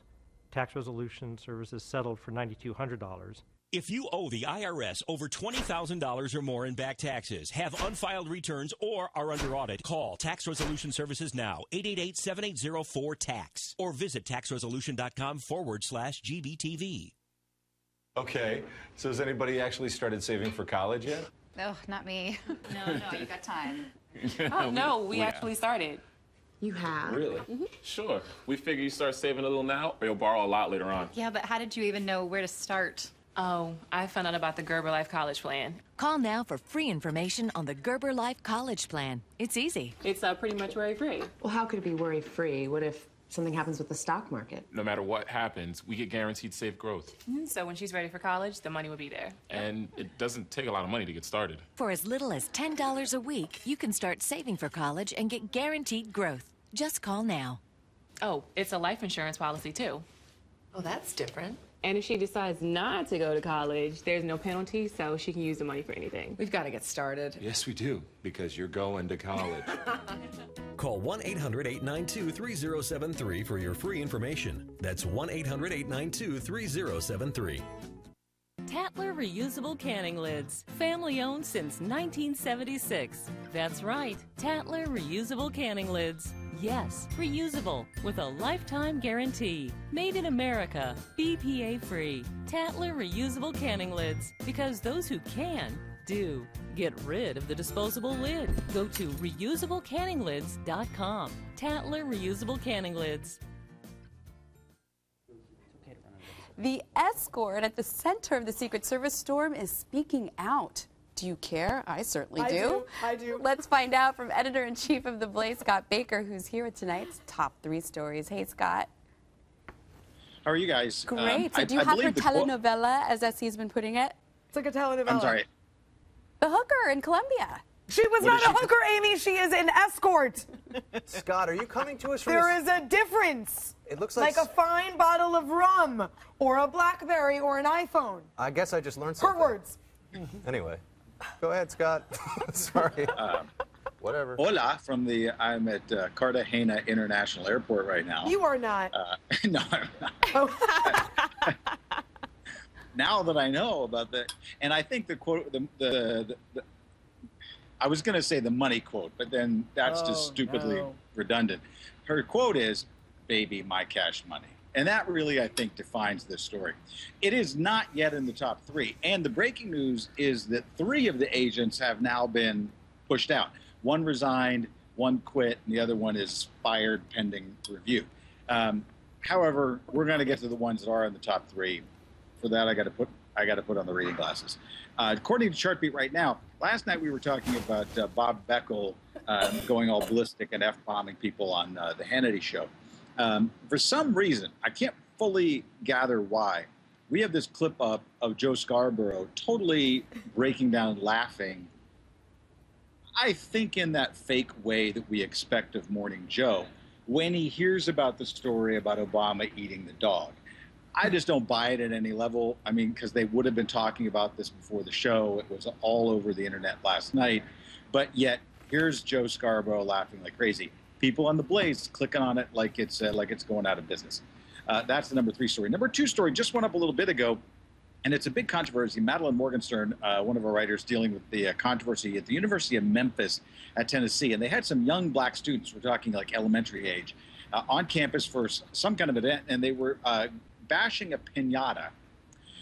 In this case, sadly, the piñata is shaped like a white woman hula dancer. And the viral picture of this has created an enormous amount of controversy for the university, as you might expect, the picture and the controversy on the Blaze. Number 1 story involves Ted Nugent. There's been, I think, 42 different stories about Ted Nugent today. And, of course, the Secret Service is investigating him. And the number 1 story is his interview with Glenn Beck this morning, where he says, yep, they're coming. Tomorrow they're going to have the meeting. A little barbecue is how he talked about it. And, you know, we'll see. I don't think he's barbecuing dog or goat. Did you know that goat is the most popular roasted meat in all the world? It is. This brings us to our story to boost. And our story to boost today, not about blowing up cows or dogs or whales. But you know, there was a recent National Rifle Association convention.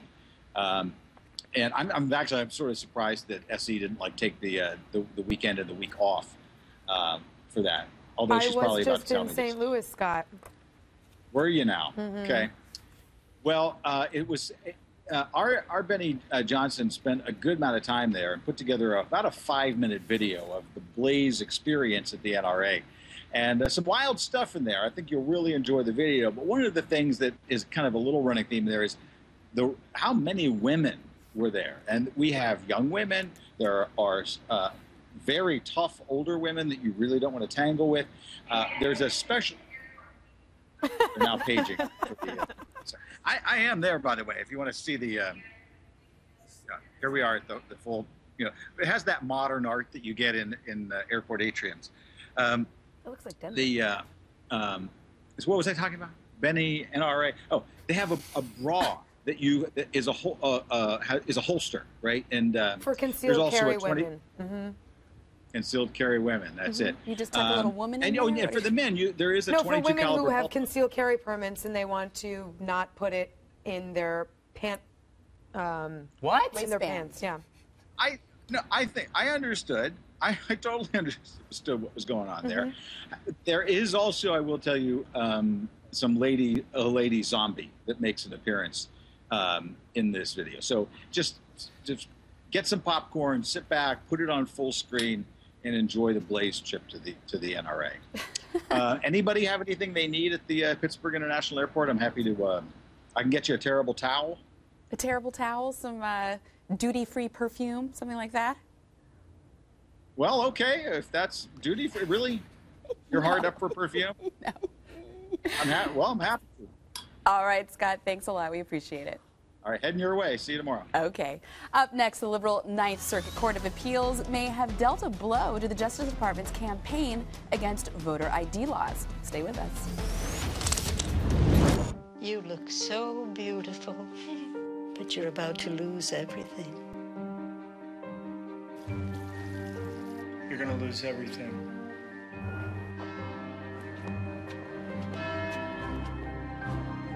Dearly beloved, we are gathered here. You're going to lose your files. There's no warning when you lose your computer files. That's why you need Carbonite Online Backup. So whatever happens, your files are safe. Try it for free at Carbonite.com. Are you a military retiree affected by the loss of employment or layoffs? Do you have TRICARE? Instead of paying the high cost of COBRA, use your TRICARE with our supplement. Don't save hundreds, save thousands with our low $60 a month premium. You can go to most any doctor or hospital without the need of referral and leave it to them to file your claims. With a yearly deductible of only $250, how can you go wrong? For all of your TRICARE and CHAMP VA needs, go to TRICAREUS.com. By age 5, I could drain a three-pointer. By 8, I could outplay opponents twice my size. By 10, I knew someday I would make the pros. Focus, dedication, determination. These are the things that have prepared me for today. But for what tomorrow might bring, I prepared with Food Insurance Emergency Food Supply. It gives me the confidence to face any opposition. Order today at foodinsurance.com. It's now possible to have emergency backup electricity when you lose your power. Introducing solar generators from Solutions from Science. These emergency backup systems provide life-saving electrical power when you need it most. Unlike gas generators, a solar generator runs quietly, emits no fumes, and produces electricity from the sun. It's like running an electric power plant in your own home. Thunderstorms, brownouts, blackouts, you'll never have to suffer through painful power outages again. Visit mysolarbackup.com today for more information. That's mysolarbackup.com, mysolarbackup.com. This week, a U.S. Court of Appeals, the Ninth Circuit Court to be exact, upheld an Arizona law requiring voters to show identification at the polls. In the court's opinion, Judge Sandra Ikuda wrote that the Arizona law does not violate the 14th Amendment's Equal Protection Clause and that the law's, quote, photo identification requirement is not an invidious restriction. Although the court also found against a portion of the law that requires proof of citizenship, the opinion is largely viewed as a victory for those advocating for tougher voting laws. The Ninth Circuit Court's decision comes as the Justice Department continues its assault on state voter ID laws, including Texas and South Carolina, where the DOJ contends that new laws will discriminate against minorities. So does the latest ruling by the traditionally liberal Ninth Circuit deal a blow to Holder's Justice Department's argument? Jedediah, I'm going to throw out the first question to you. It doesn't look good for the DOJ that this court said, hey, you know what? Voter ID is perfectly reasonable. It doesn't look good. And one of the reasons that's being talked about a lot, we mentioned this before, offset, is that newly naturalized citizens are apparently having a problem when they go to register. That's what they're claiming, because apparently they're not able to look up whether or not they have citizenship. And it's causing an issue. And they're saying, well, these people are legal and they're having a problem with the system. Okay, well, then let's fix that part of it. Let's make it so that newly naturalized citizens you can check their citizenship. Let's not get rid of ID laws. I think ultimately now we have 30 states that are requiring these ID laws. I think Eric Holder's going to be on the wrong side of the argument here. I think a lot of people across the United States believe that if you have to show ID to get into a library, you have to show ID to be able to vote. And the issue of citizenship, hey, look, you need to be able to prove you're a citizen. Do I want to prevent people who aren't legal citizens of the country from voting? Well, I'm willing to go on record and say, yes, they're illegal. That would be breaking the law. Not according to the Ninth Circuit. Apparently. Not according to the Ninth Circuit. You know, and I give the Ninth Circuit a little bit of credit, and they were partially right on this one, which is more than they usually are. But, you know, I mean, come on. Let's remind the audience real quick what we're talking about. The Voting Rights Act with the 1965 law that basically required states to stop doing discriminatory practices when it comes to voting laws, voting qualifications. Essentially, it was designed to stop things like the historic stories of literacy tests for citizens to vote. You couldn't impose a literacy test that had a disproportionate effect on African-American voters, and therefore it was deemed inappropriate. Under the Voting Rights Act, there was a concept known as pre-clearance. A certain amount of states that showed a discriminatory past and showed a predilection of passing laws, and we have a map that shows which states I'm talking about, that were discriminatory towards minorities. Well, those states, any change to their voting rights laws, they would have to get pre-cleared with the Department of Justice. They couldn't just pass their new democratic law, and you can see that it includes Texas and most of the states in the South, and, oh, by the way, Arizona, which is not insignificant, because Arizona, being a pre-clearance state, supposedly had to have their laws go through the DOJ, and that's what this current case at the Ninth Circuit is about. Isn't Gonzales a private lawsuit? I don't know, yes. But I'm bringing this to you. We're actually going a little bit in the wrong direction, because Gonzales was essentially a private citizen who sued under 14th Amendment equal protection issue.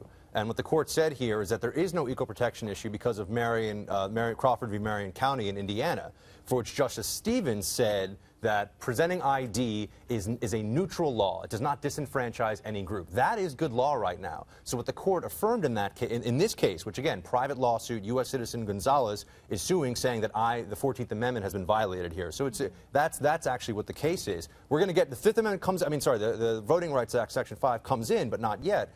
So that is one component of this. The other component of this is that basically there's a preemption issue here with federal law preempting Arizona's law that you have to present additional, in this case, showing your citizenship, additional information. And what the court said in that case, so it's a pretty big win in one sense, because they're saying that laws where you have to present ID are neutral, but then you have this little setback, and the setback issue is the court said, look, right now federal law does state, or rather right now federal law is such that this is a burden of proof that's too much, and that preemption does come into play. So where Section 5 could come in is that this could go to the Supreme Court. I think people think that it might, that they do say they're going to appeal it, and at that point, after it all goes through, you could conceivably see Eric Holder say, well, wait a minute, I don't really care what the decision about this stuff. You're a Section 5 pre-clearance state, which you bring up. Therefore, you have to go through me. They could actually challenge it after the fact, after it goes all the way through the Supreme Court. Well, you seem to know a lot about this case, so tell us this. Why did the Ninth Circuit say it's okay for states to adopt this neutral perspective we talked about of requiring IDs to vote, but said it was not appropriate for states to require citizenship proof?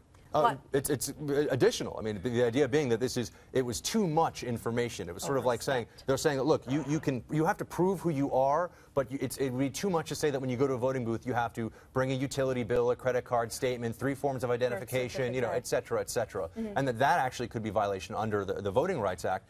So that's where the dichotomy in this decision comes into play. So again, it's sort of a good thing on the one hand for conservatives and for people who believe that you should have to show ID. But on the other hand, it does open up this possibility that it will go to the Supreme Court, because part of what's Proposition 200 in Arizona, which is sort of a broad section of laws, says that you have to provide this additional information, and the court said, too much information. And just to elaborate on that, they said that the federal law only requires that someone sign under penalty of perjury that they are, in fact, a citizen. That's all that the federal law requires, whereas Arizona was requiring some documentary proof of citizenship. And Jesus Gonzalez, in this case, the lead plaintiff, he was a naturalized citizen, and he did try to have the state certify this, and the state would not. He tried twice to have his citizenship recognized, and Arizona state officials did not. Will, I'd want to, or any of you guys, if you have an opinion of this, I mean, I think what makes this particularly interesting is that I think Arizona may, if this goes to the Supreme Court, and then if the Justice Department, I think would have to challenge Arizona's law if they're going to keep with what they're doing now, which is basically saying Section 5 has to go through us.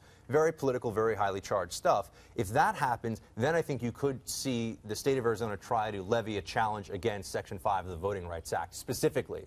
Not a 14th Amendment challenge, not an equal protection challenge, actually going after this and saying, look, this law is, 50 years old, it shouldn't apply anymore, it's highly political, there's all sorts of stuff going on at the Department of Justice that shows that it's very partisan. So that would be massive. I mean, if the court took that on, that would be essentially gutting what's been a very big part of the Voting Rights Act for, decades. What we might see before that is the Texas law, because Texas is the one facing the wrath of the DOJ right now on their voting rights laws.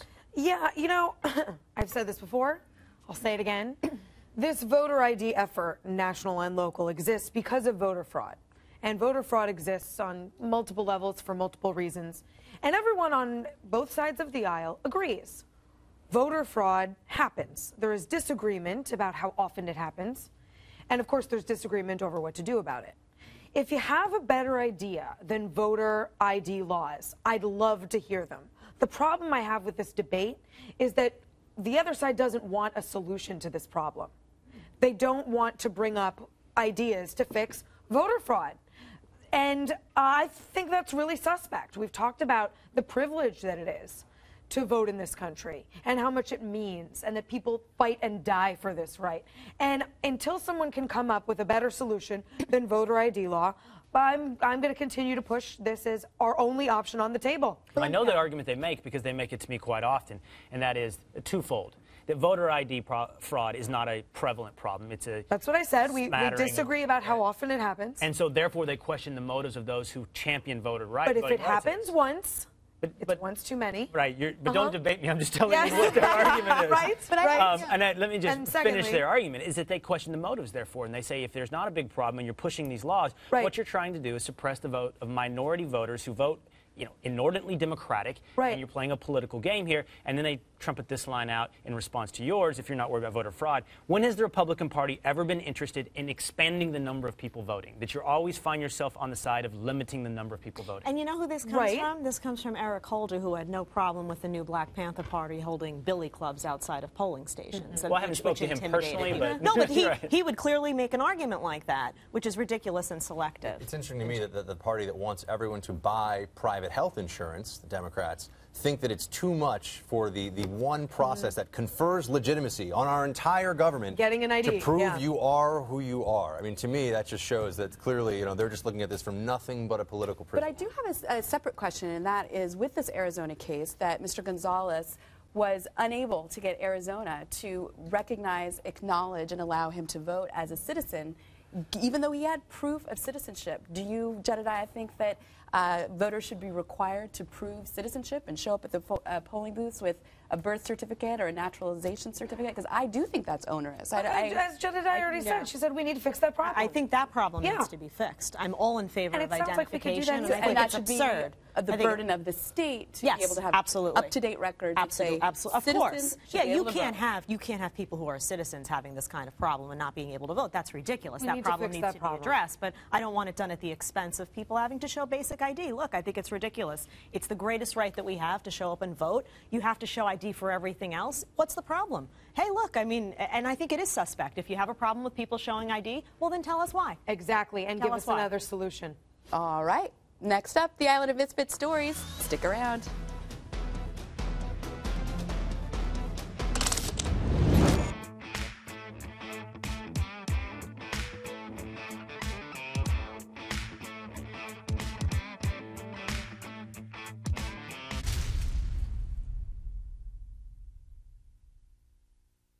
Daniel Atkins shot to death at this Taco Bell near 51st Avenue and Baseline. Atkins walking his yellow lab named Lady towards Taco Bell when police say he got into an argument with a man pulling out of the drive-thru. Atkins' family believes the 22-year-old driver, a black man, almost ran Atkins over. That driver says Atkins got angry and threatened him with a bat or a pipe. If he felt that my brother was threatening him, he could have easily just rolled up the window, call the cops. Instead, the driver shot and killed Atkins, but police didn't find a pipe or any other objects on him except for Lady's leash. Police say an independent witness saw... So the witness said that they saw the Hispanic kid raise a fist and possibly strike the window of the car, the driver's side window, a couple of times. Yeah, what they said was he swung toward the window. Yeah, Didn't and even say he hit the cop later said he may have made contact with the window. But let me ask you something. You're in a car, and somebody is swinging their fist at your passenger. They're not blocking your way out. They're swinging their fist at the passenger window. I'm driving off. You drive off. You don't pull your gun out and shoot them through the window. You don't do that. Okay. Here's what's really fascinating about this. No one finds any interest in this story. It is the Zimmerman story. No one finds any interest. Zimmerman in reverse.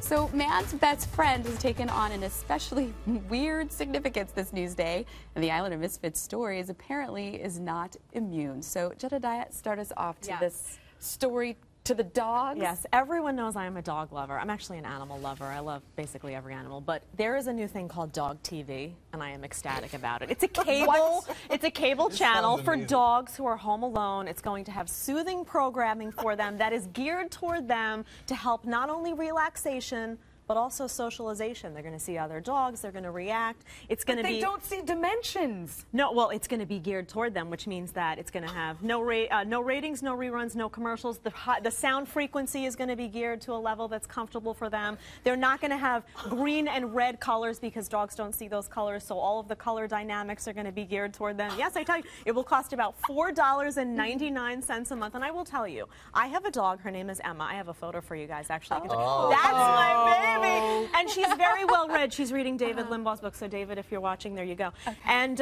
she had separation anxiety when I got her, and she would go insane, and I videotaped her. She would be screaming at the top of her lungs, the poor thing, and I would turn on the TV, and it would help. She felt like she had company. So, hey, if I can turn something on and my baby can be entertained, I'm all for it. Okay, you are sounding crazy. Listen, have you seen my dog? No, the idea, turning TV on, I get. Yes, but to certain programs for dogs? Yeah, because the TV as it is not always beneficial. They have loud sounds. It makes them. It can almost enhance. It can almost enhance their anxiety. Or you don't want. Yeah. Well, listen. I dress my dog in full conservative gear, so it should be no surprise to anyone that I support this measure. So I don't know. Does he wear a little ascot? What's full conservative? Shirts that say, Mama Grizzly and stuff. I don't know. It sounds to me like you're expecting your TV to be your dog sitter. And It's going to help dogs. You should all be for it. Support the dogs. All right. Oh, wow. Okay, I'm on board. I want to tell Hugs, you. not hugs. Remember, you told us that. It was Pugs. I have a T-shirt, Pugs Not Drugs. I'll wear it on the show one day. Awesome. It's amazing. So I have found you a tale of electronic signage tyranny in New York. A judge in the town of Lockport, I actually don't know where that is, has sentenced a local man to 15 days in jail because his electronic sign was changing what was written on it too often, and it was violating a town ordinance on signage. So he's going to jail for 15 days for this. He was warned and given a fine, but he claims that the ordinance actually says it has to do with the program. Honestly, I read his thing a few times. The law reads the format of the message may only change, so the program is the format and the video is the format. I don't know. I'm not sure it's legal justice. The point is, he shouldn't be going to jail for 15 days, because I think that's excessive, especially because the message for his electronic fundraiser sign was to raise money for a police officer who had lost both his legs. So this judge is sending this guy away for this. Now we get into the localized tyranny of laws, I just think that this guy, I don't know, he might serve the time. I was going to say maybe this will change, but I have a feeling he's going to jail for 15 days anyway. Oh my! All right, SC, what do you got? Well, you know, all the money and the manpower we've directed at trying to capture Taliban officials, turns out it's not that difficult. Sometimes they turn themselves in.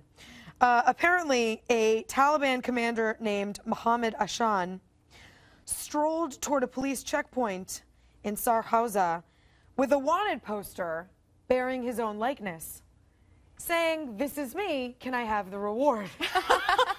That's unbelievable. The reward was $100, which I'm sure goes a long way. And I guess, I don't know what he was expecting to happen here. Was he expecting them to say, "Hey, there you are, here's the money, take off"? Right. So obviously they arrested him. They gave him the $100, Immediately, right? No. They didn't put in an account for him to, you know, be able to use when he gets out? Are you insane? No. One U.S. official. A deal's a deal. I don't know. That's how I view it, too. One U.S. official said, "This guy is the Taliban equivalent of the Home Alone burglars." Amazing. If only it were this easy every time. Just put up a bunch of wanted posters and they'll come strolling in. That's very The next funny. guy that does is going to negotiate. He's going to be like, "I want $250. Right. I want $250. I heard that what guy happened to the other 100. guy. Yeah, right. Okay, Will, what do you have? One of the three $656 million Mega Million lottery tickets has come in from Merle and Patricia Butler, who now have $158 million to their names. Let's listen. We actually have something from Merle and Patricia. Let's listen to them.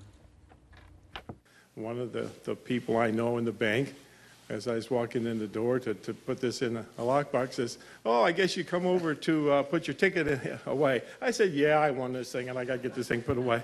Just laughed it off. Merle went on to say, this is when he actually figured out he had the winning ticket. "The first thing I spotted was that I had the Mega Ball number. Then I started on the other numbers. Then further I went, the more they matched. And after I looked at it for a couple minutes, I turned to my wife and I said, 'We won.' She kind of looked at me funny, and I said, 'No, we won.' She started giggling. She giggled for 4 hours. You're making me feel like I Pretty won. awesome. That's fantastic. I'm I have like reliving- I'm goosebumps. Wait, how much did they win? How much did they $158 million. Wow. The other two tickets are still out there. So when after taxes, lump sum, maybe like 100? No, 60%. It'll be 66%. Bill will be very wealthy. That's still good enough 80, for me. let's say $80 or $90 million, maybe something. I'll take it. Fantastic. Yeah, Take it. they'll Now, do, if they'll only do all right. Those Secret Service guys, if he just paid the $47, he wouldn't be in all this mess. The New York Post has yet another detail that cocaine was also found in the hotel room where I the mean, men were donuts partying and with coffee, these hookers. cocaine and hookers. Exactly. She is not a hooker. She is a high-priced escort. I have learned a lot She tonight. demands on this show. $800 for A her lot. services. And with SE Cup's expertise, that's all the time we have, but you can check out more news on The Blaze. It's open all night. Thanks, everybody. We'll see you tomorrow. Almost cliche.